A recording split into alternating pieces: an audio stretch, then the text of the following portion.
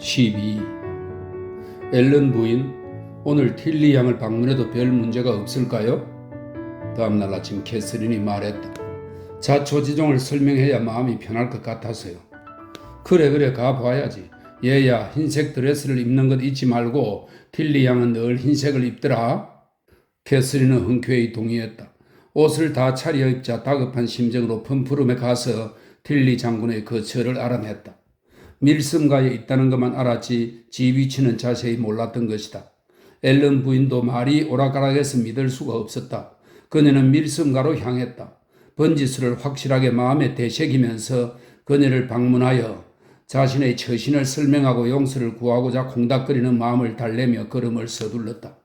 교회 마당을 가볍게 통과하면서는 사랑하는 친구 이즈벨라와 그 소중한 가족을 마주치지 않으려고 눈길을 단호하게 돌렸다.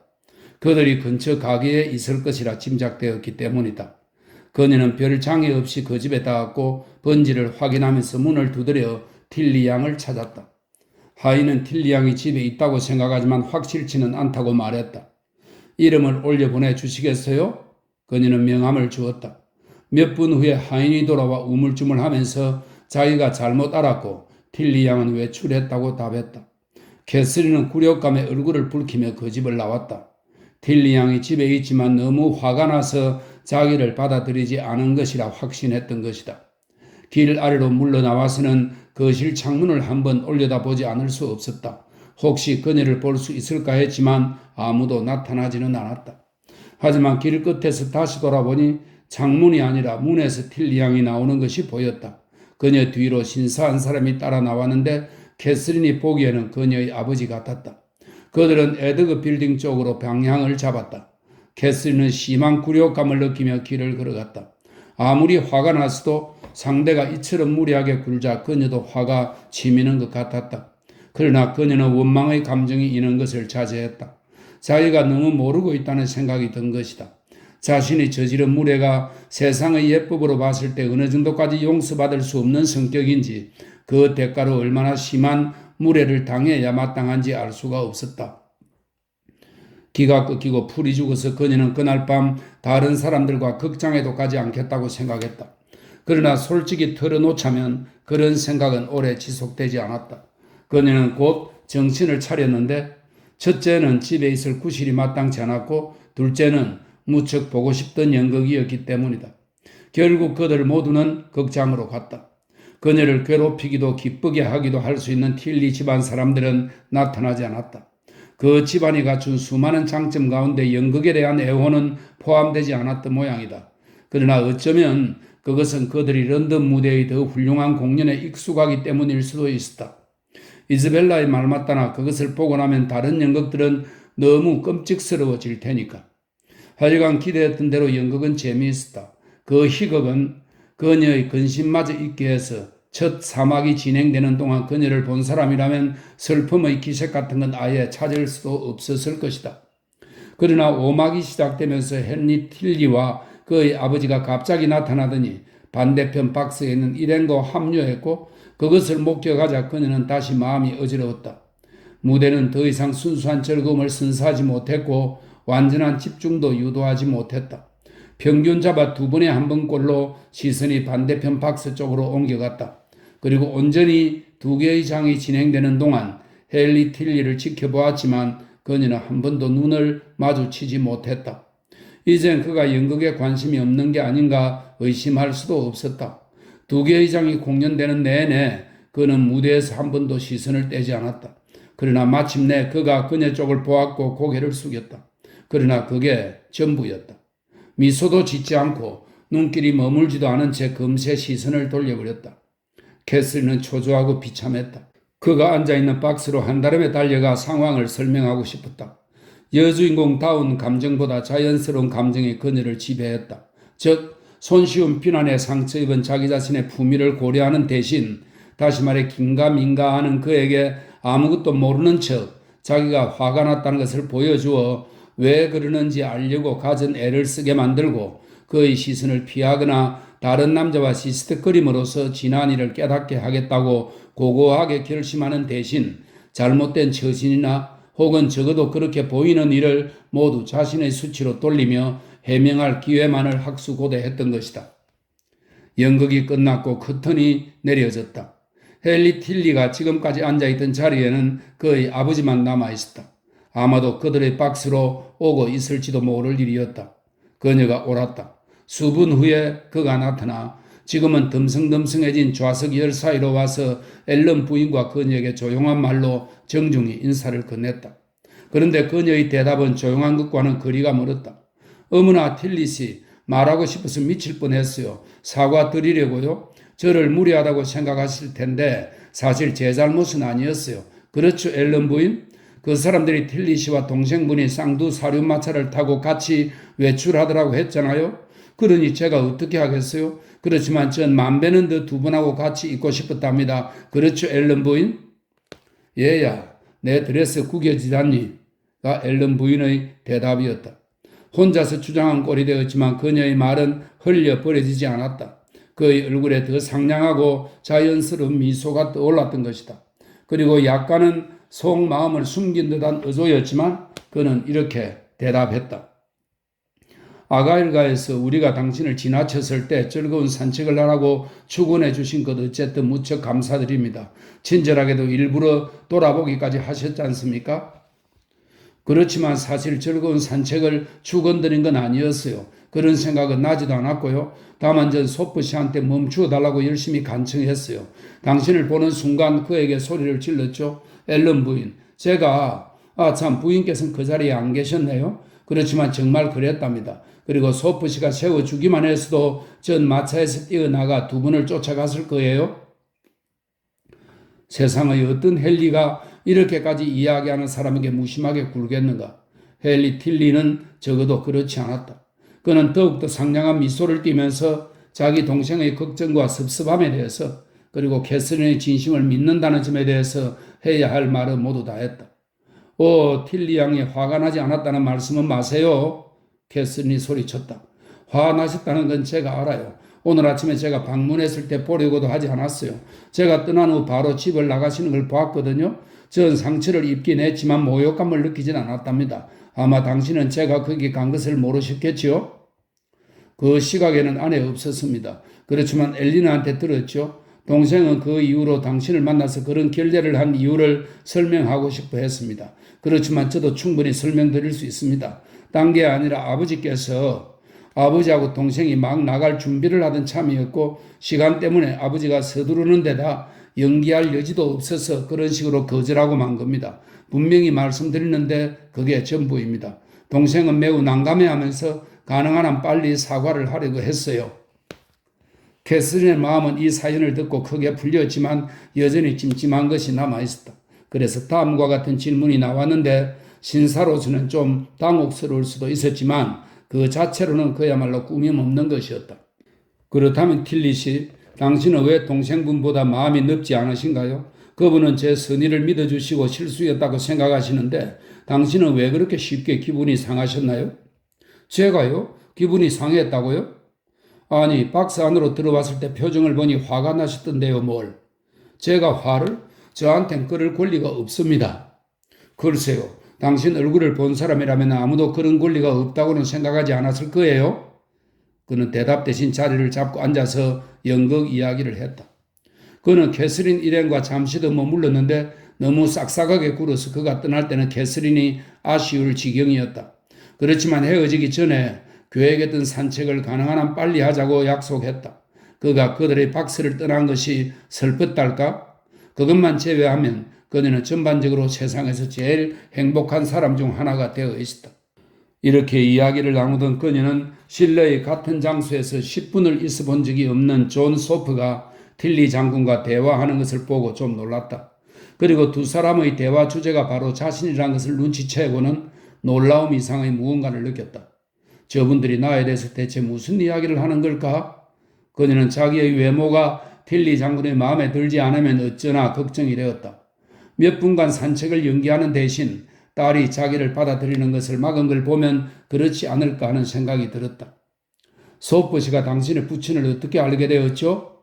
그들을 가리키면서 걱정스러운 어조로 물었지만 그도 아는 바가 없었다. 그러나 군인들이 다 그러하듯이 자기 아버지도 아는 사람이 많지 않겠느냐는 것이었다. 공연이 모두 끝났다. 소프가 와서 그들이 빠져나가는 것을 도왔다. 그는 캐서린을 향해 즉각 신사도를 발휘했고 그들이 로비에서 의자가 나기를 기다리는 동안 이런 질문을 하여 그녀의 마음속에서 혀 끝까지 올라온 질문을 막아버렸다. 그는 거드름이 섞인 어조로 자기가 틸리 장군과 이야기 나누는 것을 보았느냐고 물었다. 정말이지 멋진 노치네예요. 건장하고 활달하시고 아들만큼이나 젊어 보여요. 정말 존경스럽습니다. 신사답고 멋진 분이죠. 그런데 어떻게 알게 되었어요? 어떻게 알다뇨? 런던에서 내가 모르는 사람은 거의 없어요. 베드푸드 커피숍에서 늘 만나는걸요. 오늘도 당구장으로 들어오는 순간 얼굴을 알아봤습니다. 하여간 당구로서는 최고 실력자 가운데 한 분이죠. 한번 붙어본 적이 있습니다. 처음에는 거의 겁이 나기까지 했지만 말이죠. 성산이 5대4 정도로 내가 불리했으니까.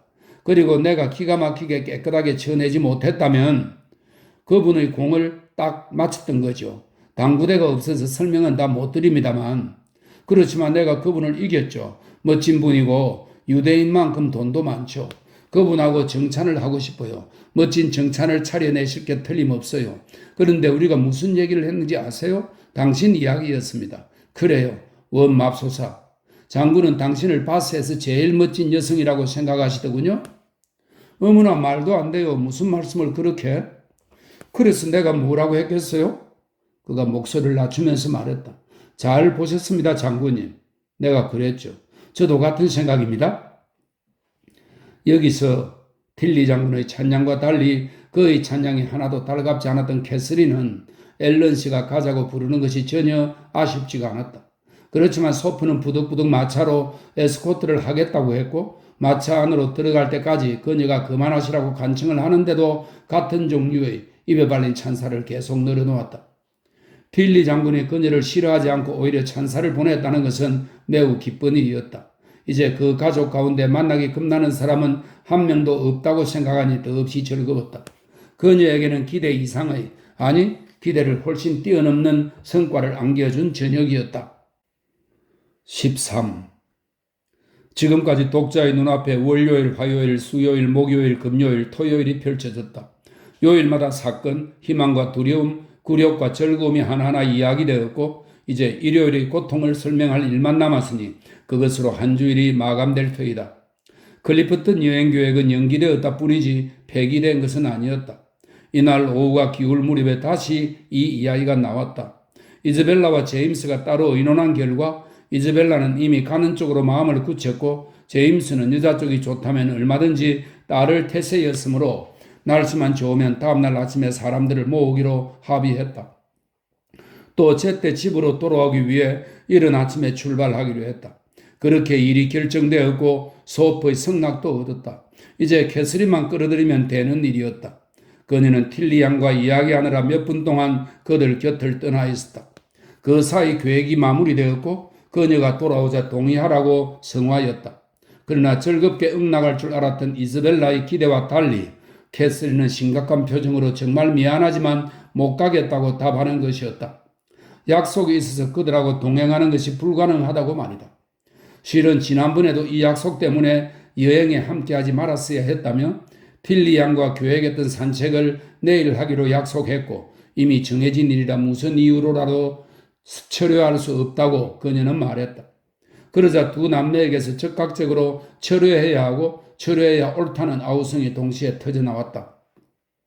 그들은 내일 클리프튼으로 가야 하고 그녀 없이는 갈 수가 없고 산책 정도야 하루쯤 연기한다 해서 큰일 날 것도 아니지 않느냐면서 아무리 거절해도 들으려고 하지 않았다. 캐서린은 난감했지만 물러서지 않았다. 저러지 마, 이즈벨라. 틸리 양하고 약속을 했다고. 난 갈 수 없어. 그러나 소용이 없었다. 그들은 똑같은 주장으로 다시 그녀를 몰아붙였다. 가야 하고 가는 것이 옳다면서 거절에는 눈도 깜짝하지 않았다. 틸리 양한테 선약이 있는 것을 깜빡했다. 그러니 화요일까지 산책을 연기하면 어떻겠느냐고 말하는 것이 뭐 어렵겠어? 아니야, 쉽지 않을 거야. 그럴 수 없어. 선약이 어디 있다고? 그러나 이즈벨라는 점점 더 채근을 해왔다. 곰살궂게 굴면서 가진 사랑스러운 이름을 동원하며 조르는 것이었다. 가장 소중하고 상냥한 캐서린이 자기를 애지중지 사랑하는 친구의 사소한 부탁 하나 못 들어줄 리 없다고 닦아세웠다. 그녀는 사랑하는 캐서린이 너무나 정이 많고 성격이 좋아서 자기를 사랑하는 사람들에게 쉽게 설득당하는 것을 알고 있었다. 그러나 헛수고였다. 캐서린은 자기가 옳다는 믿음을 버리지 않았다. 이렇듯 부드럽고 듣기 좋은 간청을 뿌리치는 것이 쉽지는 않았지만 그래도 넘어가지 않기로 했다. 그러자 이즈벨라는 다른 수법을 썼다. 그녀는 캐서린이 안지 얼마 되지도 않는 틸리 양에게 가장 친하고 오래된 친구들보다 더 많은 애정을 준다고 비난했다. 한마디로 자기한테까지 냉정하고 무심해졌다는 것이다. 캐서린, 질투가 나서 견딜 수가 없어. 낯선 사람들 때문에 내가 무시당하는 꼴이잖아. 늘 무지무지 사랑하는 내가. 난 한 번 애정을 주면 정말이지 일편단심인데 내 감정은 어느 누구의 감정보다 강하거든. 너무 강해서 내 마음의 평화조차 해칠 지경이지. 너와의 우정이 낯선 사람들에게 밀려나는 걸 보니 가슴이 찢어질 것 같아. 틸린이 뭐냐 하는 사람들이 모든 걸 삼켜버리는 것 같아. 캐서린은 이 비난 역시 이상하고 몰인정하다고 생각했다. 친구라고 해서 남이 다 알도록 자기의 감정을 드러내야 하는 것인가? 그녀의 눈에는 이즈벨라가 자신의 만족 외에는 아무 것에도 관심이 없는 옹졸하고 이기적인 여자로 보였다. 입 밖에 내지는 않았지만 이런 고통스러운 생각이 그녀의 마음을 스치고 지나갔다. 이즈벨라는 그 사이에 손수건을 눈에 가져다 댔다. 이런 모습에 애가 탄 제임스는 이렇게 말하지 않을 수 없었다. 아니 캐서린, 이제 그만 버텨. 희생이라야 그리 크지도 않고 이런 친구가 또 어디 있다고? 계속 거절한다면 나부터 늘 아주 야박하다고 생각할 거야. 오빠가 이즈벨라를 노골적으로 편들고 나선 것도 처음이고 또 그가 언짢아 하는 것이 싫어서 그녀는 타협책을 제시했다. 그들의 계획을 화요일까지만 연기해주면 그녀도 같이 갈 수 있고 그러면 모두가 만족할 것 아니냐고 말이다. 그런 연기는 당사자들끼리 하면 되니 어려울 것도 없을 터였다. 그러나 안 돼. 즉각 나온 답변이었다. 그건 안 될 일이야. 소프가 화요일에 런던에 안 가도 되는지를 모르잖아. 캐스는 아쉬웠지만 달리 도리가 없었다. 짧은 침묵이 이어지다가 이즈벨라에 의해서 깨어졌다. 원망이 묻어나는 차가운 목소리였다. 좋아. 그럼 이 계획은 이걸로 끝이야. 캐서린이 안 가면 나도 갈 수 없어요. 내가 홍일점이 될 수야 없죠. 그렇게 부적절한 짓은 무슨 일이 있어도 하고 싶지 않아요. 캐서린, 같이 가야겠다. 제임스가 말했다.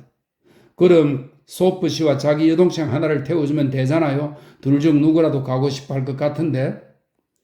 고마운 말씀입니다만 소프가 소리쳤다. 난 내 여동생이나 태워주는 바보 노릇을 하려고 바스에 온 게 아닙니다. 아니죠. 당신이 안 간다는데 내가 간다면 대체 꼴이 뭐가 됩니까? 난 오직 당신을 태워주기 위해서 가는 겁니다.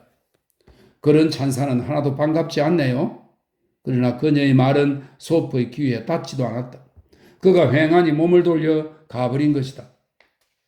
남은 세 사람은 계속 같이 걸었지만 가련한 캐서린에게는 매우 불편한 산책이었다. 가끔은 말 한마디 없이 침묵을 견뎌야 했고 가끔은 다시 간청이나 비난의 공격을 감수해야 했다. 그녀의 팔은 여전히 이즈벨라의 팔을 끼고 있었으나 둘의 마음은 전쟁 중이었다. 캐서린은 한순간에는 마음이 약해지다가도 다음 순간 화가 났다. 내내 괴로웠지만 꿋꿋하게 버텼다. 너가 이렇게 고집이 셀 줄은 몰랐어, 캐서린. 하고 제임스가 말했다. 말을 하면 그래도 알아듣는 아이였는데 한때는 동생들 중에서 제일 마음이 고왔는데 말이야. 지금도 크게 달라진 건 없어요. 감정을 이기지 못하고 그녀가 대답했다. 그렇지만 정말 갈 수 없어요. 잘못이라 해도 전 옳다고 믿는 대로 행동하고 있어요. 그게 뭐 그렇게 대단한 일이라고 원. 이즈벨라가 낮은 목소리로 말했다. 캐서린은 화가 치솟았다. 그녀는 팔을 뺐고 이즈벨라도 말리지 않았다. 그렇게 긴 10분이 지나자 다시 소포와 합류하게 되었다. 그는 한결 밝아진 표정으로 이렇게 말했다. 자, 내가 문제를 다 해결했어요. 이제 우리 모두 걱정할 것 없이 내일 가면 됩니다. 내가 틸리 양한테 가서 양해를 구했거든요. 설마 그럴 리가. 그랬다니까요. 맹세해요. 방금 틸리 양한테서 오는 길입니다. 당신이 보내서 왔다고 하고 클리프튼으로 가기로 한 선약이 막 떠올라서 화요일까지는 같이 산책할 수가 없다고 전했습니다. 틸리 양이 좋다고 화요일은 자기도 괜찮다고 하더라고요. 이렇게 우리들의 어려움이 한꺼번에 해결되었습니다. 정말 기가 막힌 생각 아닙니까? 그렇죠? 이즈벨라의 얼굴에는 미소가 돌아왔고 기분도 한껏 좋아졌다. 제임스도 다시 행복한 표정을 지었다. 정말 멋진 생각이네요. 자, 캐서린, 이제 골치 썩을 필요 없어. 넌 신의를 잃지 않고 약속에서 벗어난 거야. 그리고 우린 아주 즐거운 나들이를 할 거고. 이건 아니야, 캐서린이 말했다. 난 승복할 수 없어. 당장 틸리 양을 찾아가서 바로 잡아야겠어. 그렇지만 이즈벨라가 한쪽 팔을 잡았고 소프가 다른 쪽 팔을 잡았으며 셋 모두에게서 항의가 쏟아졌다. 제임스까지도 무척 화를 냈다. 모든 것이 해결된 마당에 틸리 양 자신이 화해도 괜찮다고 한 마당에 더 이상 반대하는 것은 아주 우스꽝스럽고 아주 터무니없어 보인다는 것이다. 상관 안 해요. 소프 씨가 그런 증가를 지어낼 권리는 없어요. 연기하는 것이 옳다고 생각했다면 제가 직접 말하는 것이 맞죠. 이런 식으로는 무례만 더할 뿐이에요. 게다가 소프 씨가 무슨 말을 했는지 어떻게 아느냐고요? 또 일을 저지르신 건데 금요일에도 잘못 말해서 무례를 범하게 하더니 이거 놔요 소프 씨. 이즈벨라 붙잡지 마. 소프는 틸리 남매를 쫓아가도 아무 소용이 없을 것이라고 했다. 그가 그들을 따라잡았을 때 이미 모퉁이를 돌아 브로가로 접어들었고 그 시간이면 집에 당도했을 것이라면서. 하여간에 그분들을 쫓아가겠어요. 캐서린이 말했다. 그분들이 어디 계시든 쫓아갈 거예요. 만나서 이야기하는 것이 중요하지는 않아요. 남들 이야기에 설득당해서 제가 틀렸다고 생각하는 행동을 할 수는 없잖아요. 전 절대로 속아 넘어가지 않을 거예요. 이 말과 함께 그녀는 일행에서 벗어나 서둘러 자리를 떴다. 소프가 불이 났게 뒤를 쫓을 수도 있었지만 몰런드가 제지했다. 가게 두어. 가겠다면 가게 두라고. 고집이 대단하네. 마치 소프는 비유를 다 마치지 않았는데 필시 예의에 맞지 않는 것이었으리라. 캐서린은 흥분 상태에서 최대한 쟁걸음으로 군중을 헤치며 걸어나갔다. 따라올까 겁이 나기는 했지만 꿋꿋이 버티기로 작정한 터였다. 걸어가면서 그녀는 좀 전에 있었던 일들을 떠올려 보았다. 그들을 실망시키고 불쾌하게 한 것, 특히 오빠를 불쾌하게 한 것은 마음 아프지만 버티며 대된 것을 후회하지는 않았다. 자기의 마음이 어디로 끌리는지는 차치하고라도 틸리 양과의 약속을 2번씩이나 어기는 것, 겨우 5분 전에 자진하여 한 약속을 철회하는 것은 그것도 꾸며낸 말로 그런다는 것은 잘못이 틀림없었다. 이기적인 원칙만으로 그들의 요청을 물리친 것도 자기 만족 여부에 따라서만 판단한 것도 아니었다. 만족으로 말하자면 블레이저 성을 보기로 한 그 소풍으로 어느 정도 확인된 셈일터. 아니, 그녀에게는 남에게 마땅히 해야 할 노릇이 무엇인지 그리고 그들이 자기를 어떤 사람으로 생각하는지가 중요했다. 하지만 자기가 옳다고 확신한다고 해서 흥분이 가라앉지는 않았고 틸리 양에게 말하기 전까지는 마음이 편치 않았다. 크리센트를 완전히 벗어나자 그녀는 보폭을 빨리하여 밀섬가의 초입에 도달할 때까지 남은 거리를 한달음에 달려가다시피 했다. 덕분에 앞서 출발한 틸리 남매가 막 거처로 들어가려는 순간에 그녀의 시야에 들어왔다. 그리고 문을 채 닫지 못하고 있던 하인에게 틸리 양에게 급히 할 말이 있다고 하고는 그의 옆을 지나 서둘러 계단을 올라갔다. 마침 오른쪽에 있던 첫 번째 문을 여니 틸리 장군과 그의 아들, 딸이 있는 응접실이 나왔다. 잔뜩 흥분한 데다 숨이 차서 제대로 설명다운 설명은 하지 못했지만 하여간 그녀는 바로 해명을 시작했다. 허겁지겁 달려왔네요. 모두 실수였어요. 가겠다고 약속도 하지 않았고 처음부터 못 간다고 했는데 그걸 설명하려고 급하게 달려왔답니다. 저를 어떻게 생각할까도 신경 쓰지 못했고 하인을 기다리고 있을 수가 없어서. 이런 수수께끼 같은 말로 완벽하게 해명된 것은 아니지만 자초지종이 곧 밝혀졌다. 캐서린은 존 소프가 실제로 그런 증가를 했다는 사실을 확인했다. 그리고 틸리 양은 그 증가에 매우 놀랐던 심경을 감추려고 하지 않았다. 그러나 그녀의 오빠가 그녀보다 더 언짢았는지는 알 도리가 없었다. 해명은 틸리 양에게 하고 있었지만 그녀는 본능적으로 그를 바라보고 있었다.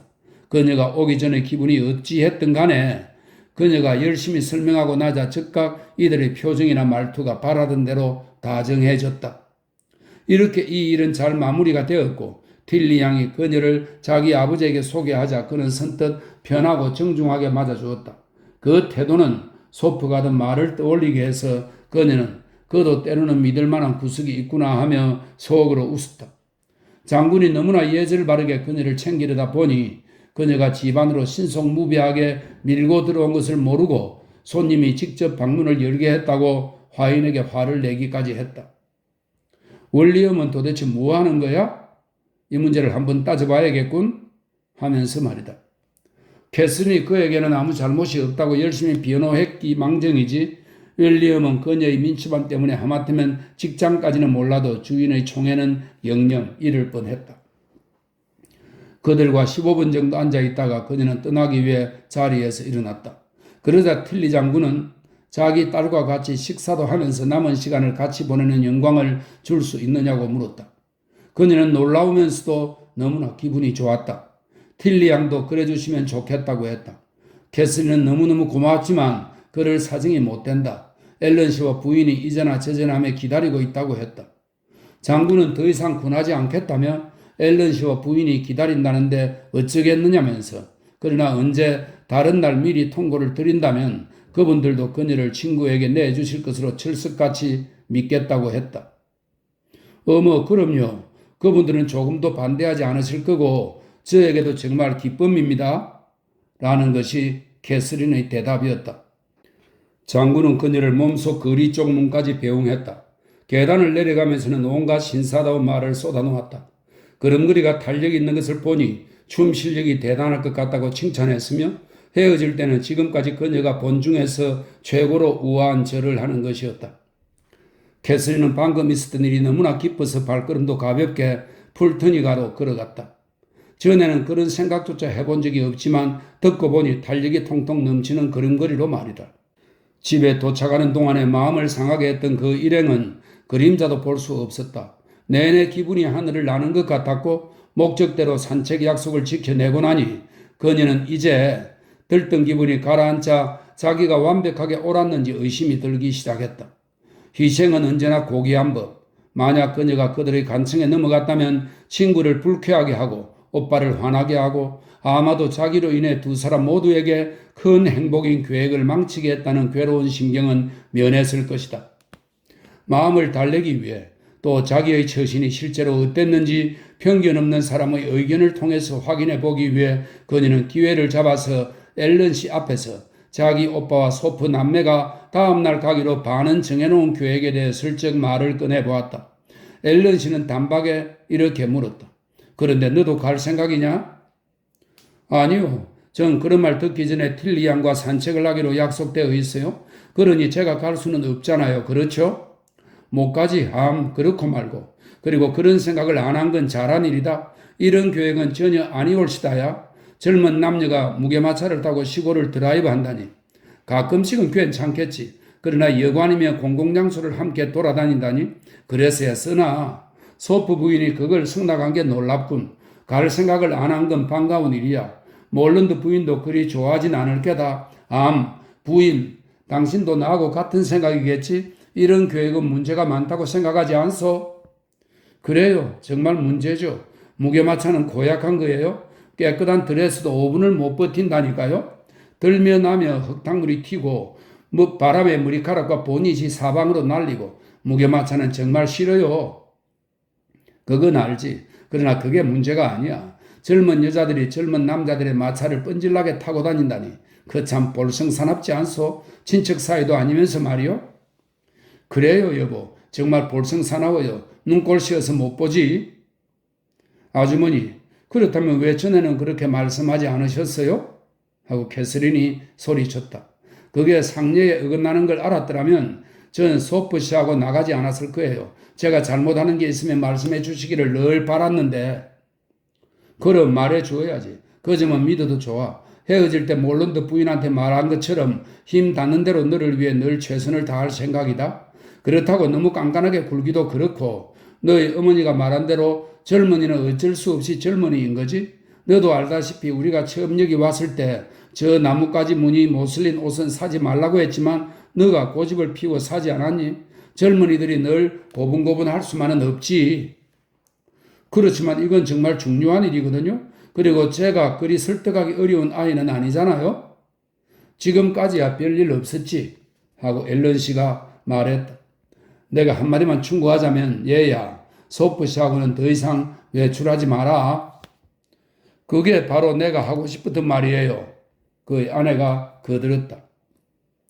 캐서린은 안도했지만 이즈벨라가 마음에 걸렸다. 잠시 생각한 후 소프 양에게 편지를 써서 자기도 그랬지만 모르고 저지르는 부적절한 처신을 하지 않도록 하는 것이 친구된 도리가 아닐지 앨런 씨에게 물어보았다.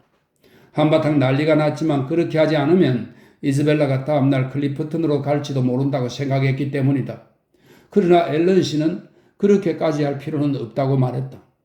그냥 내버려 두려뭐냐 얘야. 자기가 뭘 하고 있는지는 알만한 나이이고 모르더라도 어머니가 충고를 해주겠지. 소프 부인이 너무 자식들한테 오냐 하긴 한다만 어쨌든 넌 끼어들지 않는 것이 좋겠다. 그 아이와 너희 오빠는 가는 쪽을 택할 텐데 너희 기분만 상할 거야. 캐서린은 순순히 받아들였다. 이즈벨라가 그릇된 처신을 하리란 생각을 하면 안타까웠지만 앨런 씨가 자기의 행실이 옳다고 인정해 주어서 크게 마음이 놓였고 그의 조언으로 잘못을 저지를 위험에서 벗어난 것이 정말 기뻤다. 클리프턴으로 가는 일행에서 빠진 것은 이제 정말 하나의 탈출이 되었다. 자기가 잘못된 짓을 하기 위해서 약속을 깨었다면 틸리 남매가 그녀를 어떻게 생각했겠는가. 예의 없는 짓을 저지르자고 멀쩡한 약속을 깨버리는 무례를 저질렀다면 말이다.